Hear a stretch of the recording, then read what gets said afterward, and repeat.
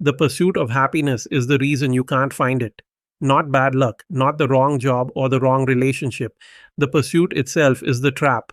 And once you see the mechanism behind it, a mechanism that both Harvard psychologists and ancient Vedic thinkers mapped out in almost identical terms, you'll never chase happiness the same way again.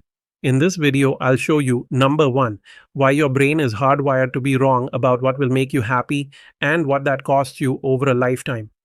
Number 2, the Vedic distinction between pleasure and bliss, and why one keeps you running while the other is already inside you. Number 3, the one practical shift that stops the chase and actually works not as a concept but as a daily practice. Let's get into it. A guy I know spent 11 years building toward a single goal: partner at his law firm. He tracked every billable hour. He skipped his daughter's school plays. He told himself repeatedly that once he made partner, things would be different. He'd relax, he'd be present, he'd finally feel like enough. He made partner on a Thursday. By the following Monday, he was already anxious about the next thing. Not relieved, not satisfied, anxious. That story isn't unusual, it's almost universal. And the reason why is more specific than you think. Harvard psychologist Daniel Gilbert spent decades studying what he calls affective forecasting, our ability to predict how future events will make us feel. His finding is uncomfortable. We are systematically, consistently wrong, not occasionally wrong, not wrong in random directions, wrong in one very specific direction. We always overestimate how good the good things will feel and how long that feeling will last. Gilbert's team ran studies on lottery winners, people who got their dream jobs, people who achieved major life goals. Within months, sometimes weeks, their reported happiness levels returned almost exactly to where they were before the achievement. This is the hedonic treadmill. You run, the treadmill moves, you stay in the same place. But here's what makes this more than just an interesting psychology fact. The treadmill doesn't just fail to deliver happiness. The running itself generates suffering, because every time you set a happiness target and miss it, or hit it and feel nothing, your brain doesn't conclude maybe the target was wrong. It concludes maybe the next target will do it. So you set a bigger target. You work harder, you sacrifice more. And the gap between where you are and where you think you need to be grows wider, not narrower. Gilbert calls this the impact bias.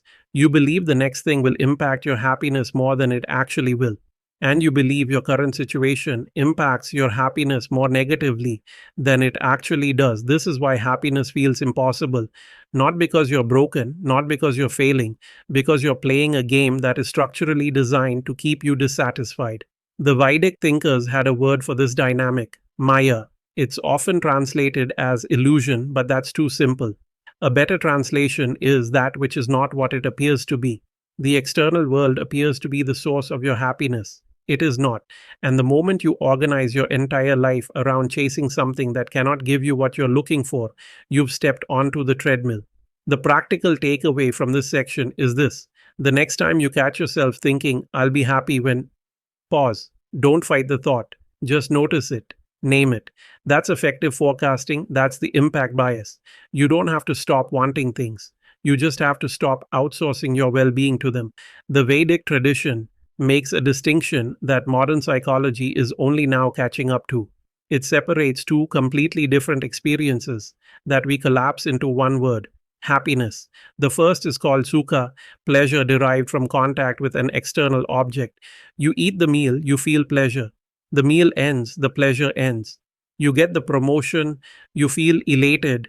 The novelty fades, the elation fades. Sukha is real, it's not bad, but it is temporary by nature because it depends on something outside you.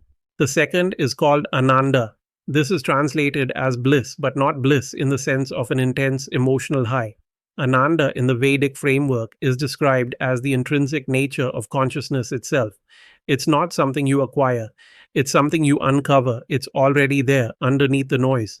This might sound abstract, so let me make it concrete. Think about a moment in your life when you are completely absorbed in something, not thinking about the past, not planning the future, just fully present in what you were doing. Maybe it was a conversation, maybe it was physical work, maybe it was music. In that moment, you weren't chasing anything, and paradoxically, that's usually when people report feeling most alive. Positive psychologist Mihaly Csikszentmihalyi called this flow. He spent 30 years documenting it across cultures and professions. The consistent finding: the moments humans rate as most meaningful and satisfying are not the moments of acquisition. They're moments of full engagement, where the self temporarily dissolves into the activity. The Vedic framework says this is ananda surfacing. When the noise of wanting quiets down, even briefly, what's underneath is not emptiness, it's fullness. This is precisely why happiness feels impossible for so many people. We've built entire lives optimized for sukha: more comfort, more stimulation, more achievement, more novelty. And we've systematically crowded out the conditions under which ananda becomes accessible: stillness, presence, engagement without agenda. Self determination theory, one of the most replicated frameworks in modern psychology, distinguishes between extrinsic motivation and intrinsic motivation. Extrinsic, doing things for external reward; intrinsic, doing things because the activity itself is meaningful. The research is unambiguous. People who operate primarily from intrinsic motivation report higher well being, lower anxiety, and greater life satisfaction, regardless of their external circumstances. That's the secular translation of ananda. Not a mystical state, a mode of engagement that's available to anyone at any income level in any life situation. The takeaway: identify one activity in your life that you do purely for the doing of it, with no performance attached. Protect that time. Not because it's a hobby, because it's one of the only places where the treadmill stops. Everything up to this point is diagnosis. This section is the change. The Vedic answer to the happiness problem is not want less. That's suppression and it doesn't work. The answer is a reorientation of attention. Instead of asking, what do I need to get to feel okay? You start asking, what is already present that I'm not noticing? This sounds simple, it is not easy, because the brain is a prediction machine and it is constantly scanning for gaps between where you are and where you think you should be. That gap scanning is useful for survival. It is catastrophic for contentment. The Vedic practice that addresses this directly is called santosha. It's one of the niyamas, the personal observances in classical yoga philosophy. Santosha is usually translated as contentment, but the more precise meaning is contentment as a discipline. Not contentment as a feeling you wait for. Contentment as something you practice actively, the same way you practice a skill. What does that practice look like in a real life? The lawyer I mentioned at the start, after his partner moment fell flat, eventually started doing something small. Every morning before he opened his phone, he would sit for 5 minutes and ask one question: what's already working? Not in a forced gratitude journal way. As a genuine audit: what is actually functioning in my life right now that I'm taking for granted because I'm too busy staring at the gap? This practice didn't make his ambition disappear. He still works hard. He still wants things. But the wanting stopped being the thing that defined his internal state. The gap stopped feeling like evidence that something was wrong with him. Modern psychology has a direct parallel in what's called savoring, the deliberate attention to positive present moment experience. Research by Fred Bryant at Loyola University shows that people who regularly practice savoring report significantly higher life satisfaction, not because their lives changed, but because their attention changed. The Vedic tradition goes one level deeper than savoring, though. It says the reason this works is not just psychological, it's ontological. Consciousness itself, at its base, is described as Satchit Ananda: existence, awareness, bliss. Not three separate things, one thing described from three angles. The bliss isn't something added to consciousness, it's what consciousness is when it's not contracted around a story of lack. You don't have to accept that metaphysically. You don't have to believe anything. The practice works regardless of the belief, because what you're actually doing when you practice santosha is withdrawing attention from the gap and placing it on what's real right now. And when you do that consistently, why happiness feels impossible starts to become clear, not as a personal failure, but as a structural misunderstanding about where happiness actually lives.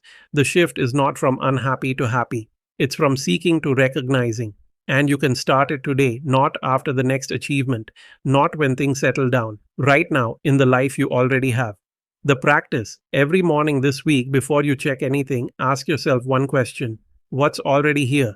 Give it 60 seconds, that's the whole practice. Santosha doesn't require a retreat or a guru. It requires attention redirected. That 60-second practice sounds small, and it is. But if you've been running the happiness treadmill for years, knowing what to do and actually rewiring the pattern are two very different problems. If you've tried versions of this on your own, the gratitude journals, the mindfulness apps, the books, and you still find yourself back on the treadmill within days, that's not a willpower issue. That's a diagnosis issue. You haven't found the specific place where the pattern is anchored in your particular life. That's exactly what I do in a free one on one consultation call. It's 30 minutes. There's no pitch. We look at where you actually are, what's keeping the treadmill moving for you specifically, and you walk away with a clear next step, whether we ever work together again or not. The link to book is in the description at dailymindreset.com/consultation. If you've watched this far, you're not casually curious. You're genuinely trying to figure this out. That call is the fastest way to stop guessing and start moving. Subscribe if you want more of this. We go deep on these ideas every week, no filler.